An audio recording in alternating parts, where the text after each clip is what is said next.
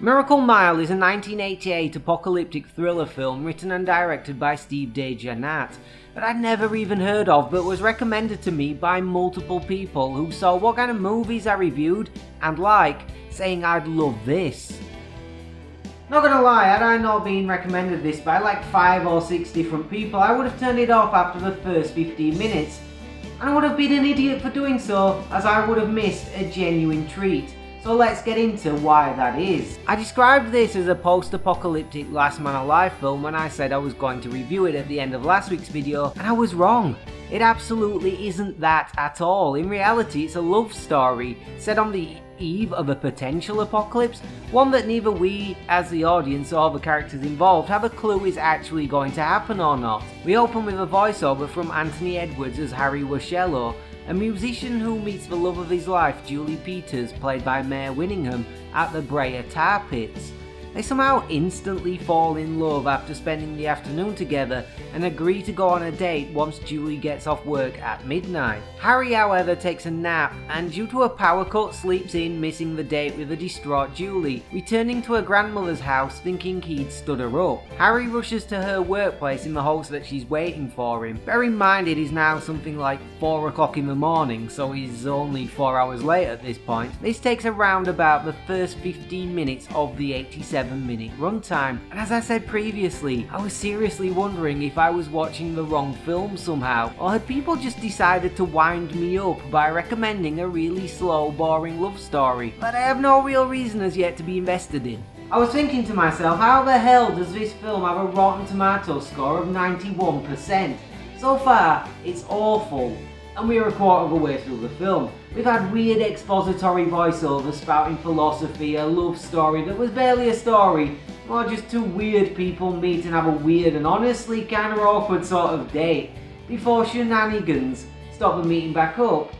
And I didn't particularly care at this point if they ever met up again. To say I really wasn't enjoying it would be an understatement. Then this happened. And Harry answers it. It's a wrong number, and he's told that he has 1 hour and 10 minutes before nuclear weapons are going to land on LA by a soldier who is trying to warn his father. It's at this point that the film gets real good, real quick. Harry doesn't know if this is true, but when he mentions it to the diverse cast of characters in the cafe, they all instantly freak out, especially when Landa, a highly powered lawyer or stockbroker or some such, who many people will instantly recognise as Denise Crosby of Star Trek The Next Generation fame, calls up a number of people and they are all heading a very safe distance away from LA, which is, as the kids would say these days, very sus. Robert Duquois, who appeared in the RoboCop films, gives a suitably unhinged performance, leading everyone out of the cafe laden with tins of food towards LAX. Harry, of course, decides he needs to save Julie. During the course of trying to save her, he causes the deaths of multiple people. He's the direct cause of violence and panic, and we still don't know if any of what he was told on the phone is true at this point. In fact, the whole of LA has descended into violent chaos by the time they reach the roof of the Mutual Benefit Life building, where Landa has organised a helicopter to pick up supplies and fly them out of LA. Once they reach that roof is when confirmation finally comes that Harry hasn't been Chicken Little all along.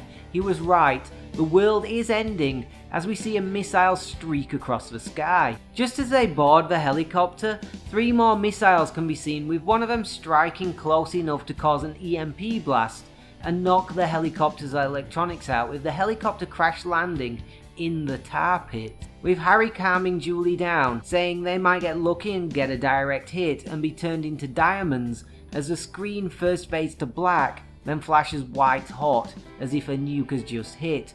Roll credits. This whole section of the film, from Harry finding out about the impending apocalypse to the nihilistic sad ending, is frankly superb. There's the juxtaposition of the film's romantic idealism and its unrelenting sadness and hopelessness. Harry is directly responsible for the deaths of numerous people in the course of his mission to save Julie, which in the end he doesn't even achieve, but at least they get to die in each other's arms, I guess. It's a heady mix of tonal dissonance and just pure distilled nihilism, and I'm here for that all day long. The film is also largely in real time, from when Harry finds out he potentially has 60 minutes to live until he dies is about 67 minutes of actual runtime, with the fact the bombs are a little late being a plot device within that unrelenting hopelessness of a narrative, with Harry breaking down in the thought that he's needlessly caused death and chaos moments before it's confirmed, no, he was right all along, the end is actually coming. We get some pretty impressive, if a little bit dated set pieces, including a petrol station exploding in a mushroom cloud of fire. The film has a very low budget 80s aesthetic that just doesn't bother me at all. Hell, I made a whole video about how I wished films were still neon lit practical effect fairs. That's what you are getting here.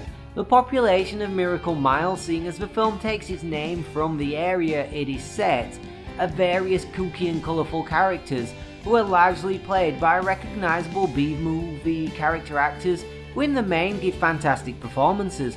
Some aren't so great and feel a little bit awkward and forced. I'm looking at you, Julie's grandparents. With all this being underpinned by a fantastic central performance by our two leads. At first, I didn't care about either of the characters, but by the end I was really rooting for Julie and Harry to make it, and was kinda bummed when they didn't. I can understand why some people didn't like the non-Hollywood ending, but for me it was a good thing, because being genuinely disappointed for a character in a movie is a sure sign they were a good character. Miracle Mile actually took almost 10 years to get made, with Steve DeJarnette shopping the script around various studios who wanted to change the ending to something less sad, amongst a bunch of other things, which he refused to do. At one point, it even almost became the Twilight Zone film, but again, that fell through when DeJarnette refused to change the ending.